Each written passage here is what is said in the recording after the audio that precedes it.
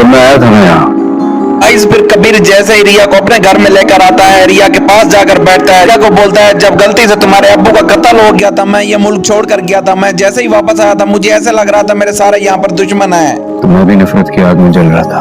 कबीर कहता है मुझे अम्मी और मेरा भाई मुबीन ये कहते थे यहाँ पर सारे तुम्हारे दुश्मन है, मुझे ये भी बोलते थे कि उनकी जो बहनें हैं वो तुम्हारे खिलाफ हैं। कबीर बोलता है तो उस टाइम मैं बहुत ज्यादा गुस्सा हुआ करता था। फिर तुम्हें देखा तो तुमसे मोहब्बत हो गई। कबीर बोलता है रिया अगर तुम मेरे सामने ना आती या तुम मुझे ना मिलती तो मुझे तुमसे मोहब्बत ना होती, और ये जो आपस में हमारी दुश्मनी है ये कायम दायम रहती। नफरत की वो आग। कबीर बोलता है रिया मैं तुम्हारे घर वालों से बहुत ज्यादा नफरत करता था क्योंकि तुम लोगों की वजह से मैं 10 साल बहर रहा हूँ, लेकिन मैं जैसे ही यहाँ वापस आया मैंने तुम्हें देखा और मैं सारी चीजें भूल गया। कब मोहब्बत में बदल गई मुझे पता ही नहीं चला। कबीर बोलता है मुझे अब तुमसे मोहब्बत हो गई है। जब मैं पहली बार तुम्हारे घर में आया था मैंने ये सोचा था कि मैं सिकंदर से जाकर बदला लूंगा, वहाँ पर तुम्हें देखा और वहाँ पर मुझे तुमसे मोहब्बत हो गई। इसी तरह या फिर परेशान हो जाती है। रिया कहती है कबीर मैं तुमसे एक बात कहना चाहती हूँ, अगर तुम तो ठीक हो गए लेकिन जो मेरा सिकंदर भाई है उसके दिल में अभी भी दुश्मनी है, तो कुछ सोचो उसके लिए भी। अब जरूरी है कि सिकंदर की जिंदगी में भी कोई आए। कबीर बोलता है रिया अगर सिकंदर की जिंदगी में कोई आएगा तो हो सकता है कि जो सिकंदर है उसकी दुश्मनी खत्म हो जाए और वो भी सीधा हो जाए, क्योंकि ये जो मोहब्बत है ना इंसान को बिल्कुल ठीक कर देती है। उसको तब्दील करें। क्या बोलती है जो मेरी दोस्त कश्यप है वो मेरे भाई सिकंदर से बहुत ज्यादा मोहब्बत करती है, लेकिन सिकंदर है उसको कोई परवाह ही नहीं है। उसके बाद ही वो तुम्हारे और मेरे रिश्ते को समझ पाएगा। कबीर बोलता है कि रिया जब तक वो तुम्हारा भाई जो है कश्यप से मोहब्बत नहीं करेगा या कश्यप और वो दोनों आमने सामने नहीं आएंगे तब तक उसे हमारी मोहब्बत का पता नहीं चलेगा। उसे मोहब्बत दिलवाओ। क्या मसला है तुम्हारा? कबीर और रिया जो भी अंदर बातें कर रहे होते हैं बहर मीना चोरी चोरी सुन लेती है। वहाँ पर फिर रिया भागी भागी बहर आती है और कहती है तुम यहाँ कान लगा कर क्या कर रही हो, तुम हमारी बातें सुन रही थी। कमरे के बाहर इस तरह साई की तरह मंडलाती रहती है हर वक्त। रिया फिर मीना की सही से क्लास लेती है और कहती है तुम्हें शर्म नहीं आती, दो बंदों की आपस की प्राइवेसी खराब कर रही हो। कबीर मेरे हस्बैंड है और तुम हम दोनों की बातें क्यों सुनने आती हो।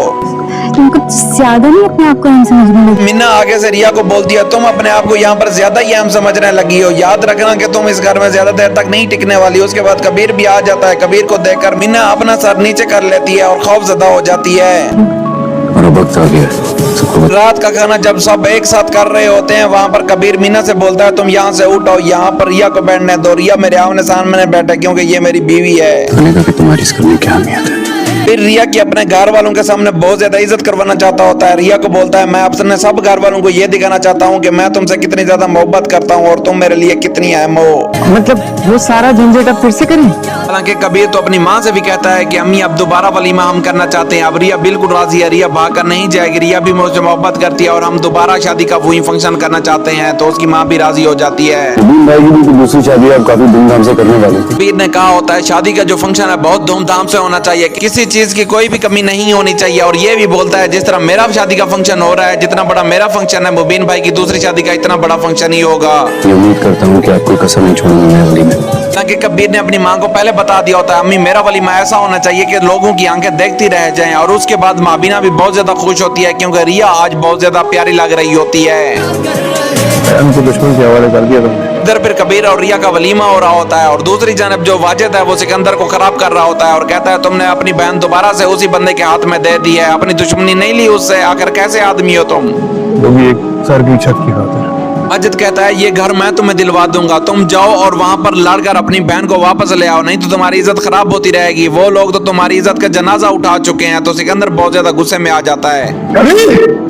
फिर सिकंदर वाजिद की बातों में आकर कबीर के घर में पहुंच जाता है और जोर जोर से चिल्लाता है कबीर कहाँ हो, मेरे सामने आओ। और अपनी बहन को ये बोलता है कि मैं तुम्हें यहाँ से लेने आया हूँ, तुम्हें अब मैं यहाँ पर नहीं रहने दूंगा। यह भी बेचारी मजबूर होती है क्योंकि उसके सामने ही जो सिकंदर है वो घर के कागज फाड़ देता है। तुम्हारी शर्तें।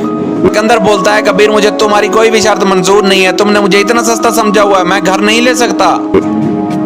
ये अपना घर पकड़ो। सिकंदर अपनी बहन का घर बसाना ही नहीं चाहता होता। वो ये भी सोच रहा होता है कि अगर मैं इसको ले गया तो मेरी इज्जत बच जाएगी। हालांकि कबीर और रिया आपस में अब मोहब्बत करने लगे हैं। रिया कहेगी कि मैंने जाना भी नहीं है भाई के साथ, मैंने कबीर के साथ रहना है। घर में तुमसे दुगनी कीमत में खरीदूंगा। कबीर बोलता है हमारी जो सारी शर्तें हैं वो कायम और दायम हो गई थी, अब तुम मेरे पास क्यों आए हो। तो आगे से सिकंदर बोलता है मैं अपनी बहन को लेने आया हूँ, घर तो मैं तुमसे दुगनी कीमत में ले लूंगा, मुझे घर की परवाह नहीं है, मुझे बहन की परवाह है। मुझे मेरा मकान देके मेरी बहन को लेके जाना चाहते हो? सिकंदर फिर वहीं पर कबीर पर गुस्सा होता है और जोर से जो है रिया का हाथ पकड़ता है, रिया को कहता है रिया चलो मेरे साथ, लेकिन रिया बेचारी चीख रही होती है, वो कबीर को छोड़कर नहीं जाना चाहती होती है और वो बोलेगी भी सही मैंने नहीं आना आपके साथ। चल बेटा, तुमसे मैंने कहा कि रिया कहीं नहीं जाए। अब ये जो दरार है ये बहुत ज्यादा सख्त होने वाली है, क्योंकि जो सिकंदर है वो बहुत ज्यादा गुस्से में होता है। अब ये लग रहा होता है कि वो कुछ ना कुछ कबीर के साथ कर देगा, कबीर को मार भी सकता है।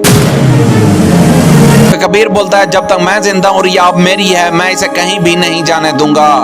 अगर आपको हमारी वीडियो अच्छी लगती है तो काइंडली लाइक एंड सब्सक्राइब जरूर किया करें।